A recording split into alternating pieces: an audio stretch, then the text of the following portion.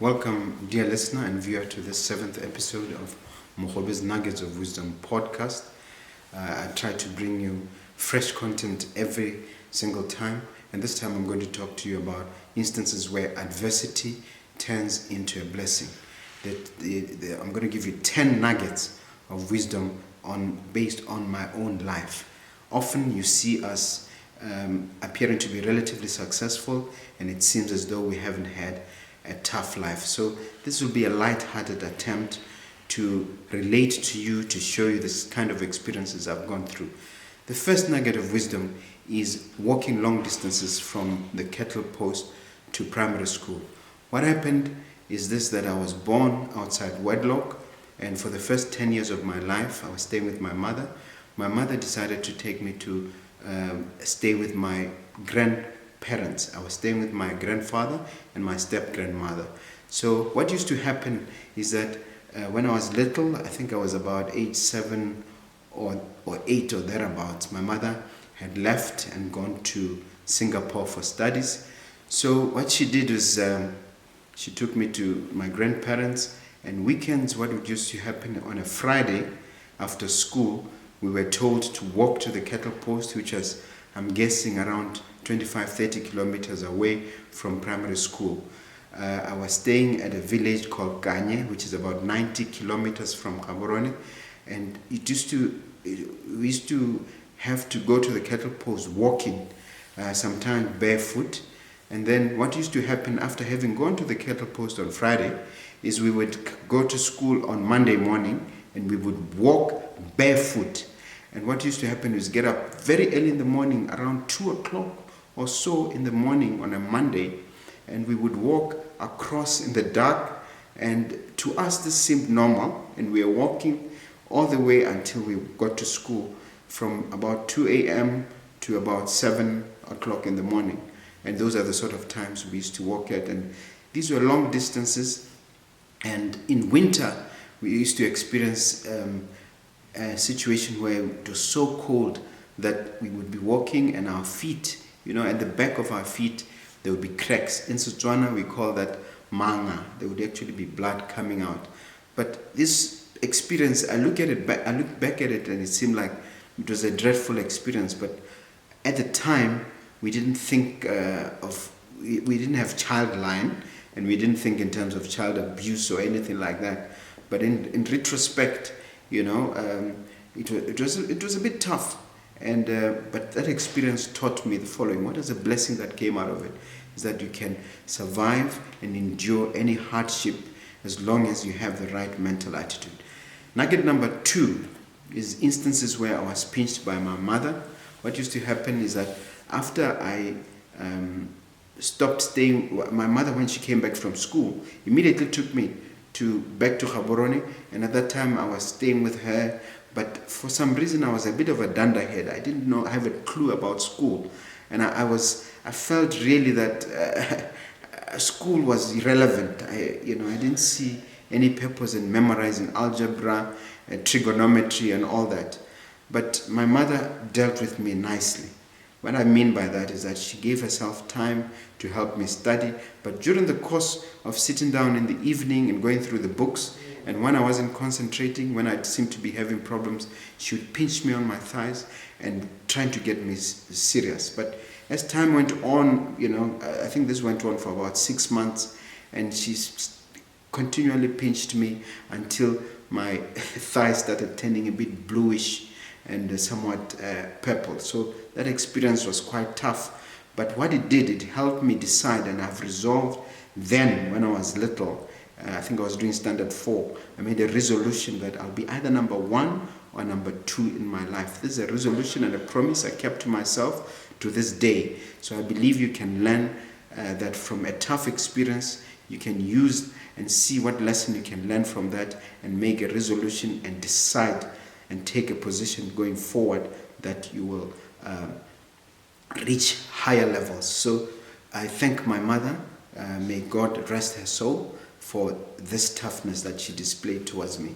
The third nugget of wisdom in terms of my experience as I was growing up is being hit rather viciously, being thrashed by my headmaster at the time.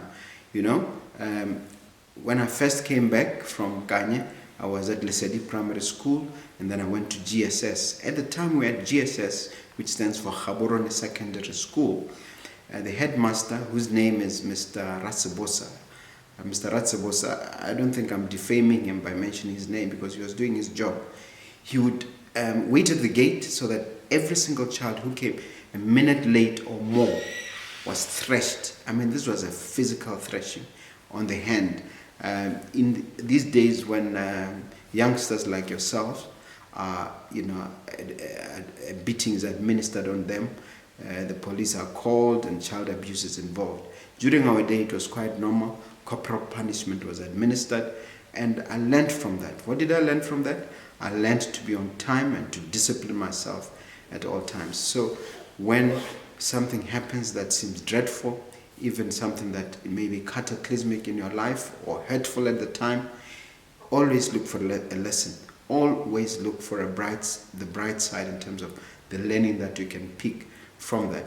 The fourth nugget of wisdom that comes from an experience that I had relates to being reported on by my classmates when I was doing my final year at the University of Botswana. What happened is that I was on very good terms with the lecturer, whose name is Professor Takira Mbude.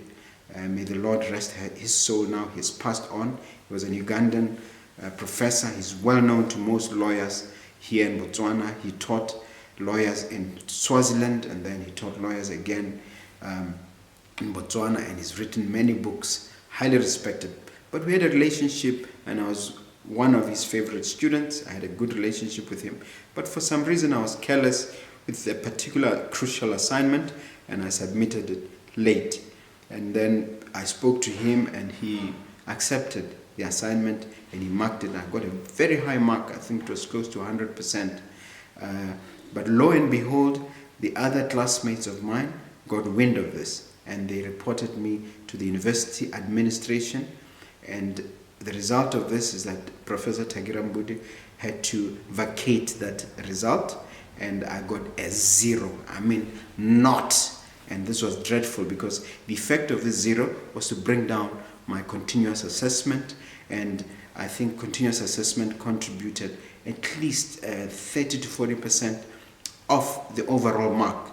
So when we went for the final exam, I had to really hit that final exam hard. And I learned from that experience that you can reverse any disaster if you get over it, and if you are determined to make good as soon as possible. So I did, and I burnt the midnight oil. There were times when we would drink coffee all night studying, and I made sure that I studied this exam.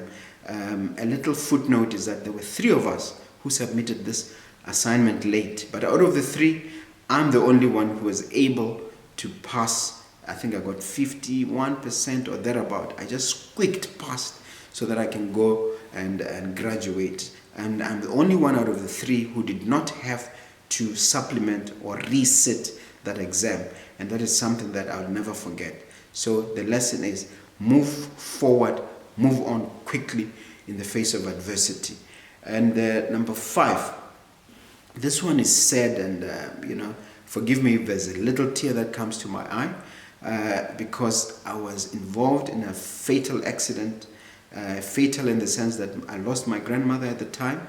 What had happened is that my mother called me from Kanye. Kanye, as I said, is 89 or so kilometers from Gabs.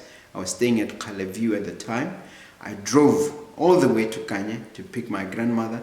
But lo and behold, when I got back, I drove past Moshopa, and shortly after Moshopa, I saw a vehicle in front of me. I thought that vehicle was stationary. I thought it was just in the road. I thought that vehicle was moving, I beg your pardon, right in the middle of the road. I came at high speed, believing it to be moving. It turned out that it was stationary.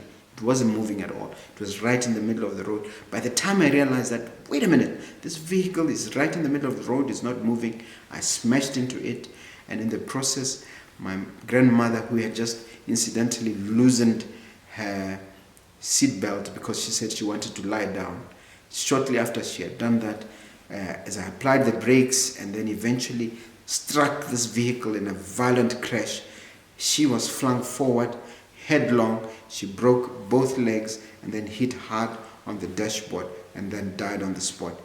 In the meantime, I was thrust forward and my nose banged against the wheel, and at the time I suffered an immediate fracture of the nose and the bone here, and it was terrible.